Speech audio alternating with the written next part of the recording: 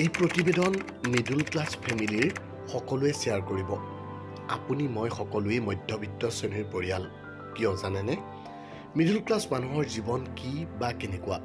সপোনে ভৰা এটা জীৱন, সপোন পূৰা কৰিবলৈ জীয়াই থকা, আনৰ বাবে জীয়াই থকাই হ'ল একোজন মিডল ক্লাছ ফেমিলিৰ ব্যক্তিৰ ধৰণ। মিডল ক্লাছ লোকক কেতিয়াবা ভালকৈ চাবচোন, কান্ধত এটা বেগ লৈ সদায় ঘৰৰ পৰা ওলাই যায়।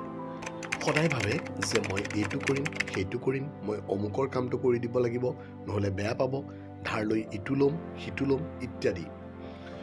সপোন দেখাৰ লগতে মিডল ক্লাছ লোকে ভাবে বহুত, নিজৰ বাবে জীয়াবলৈ সময়ে নাপায়। কেতিয়াবা আকৌ ভাৱ হয় যদি তললৈ নামে ষ্টেটাছ বেয়া হৈ যাব, চাৰিওকাষে থকা সকলোৱে লগ এৰাৰো ভয় থাকে। মিডল ক্লাছ লোক সদায় এটা বান্ধোনত থাকে।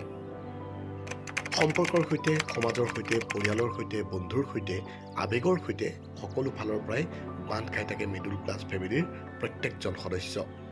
আপুনিও মিডল ক্লাছ, ময়ো মিডল ক্লাছ। ধনী সেইসকল যিসকল বহুত ডাঙৰ ডাঙৰ বিল্ডিঙৰ ওপৰত বহি আছে। সেইসকলৰ সিমান চিন্তাই নহয়, কিয়নো তেওঁলোকে জানে যে তেওঁলোকৰ হাতত ইমান টকা আছে যে যিখিনি টকাৰে 7 প্ৰজন্মই চলিব পাৰিব। এনেকুৱা প্ৰত্যেকজন ব্যক্তিয়ে মিডল ক্লাছৰ হয়, যিজনে সদায় ভাবে যে মোৰ সন্তানে কাইলৈ কি কৰিব। আৰু এয়া প্ৰত্যেক ঘৰৰে কাহিনী। আপুনি হয়তো মিডল ক্লাছৰে এজন সদস্য। যদি হয় তেন্তে এই প্ৰতিবেদন শ্বেয়াৰ কৰিব আৰু এটা কমেণ্ট কৰিব বুলি আশা কৰিলোঁ।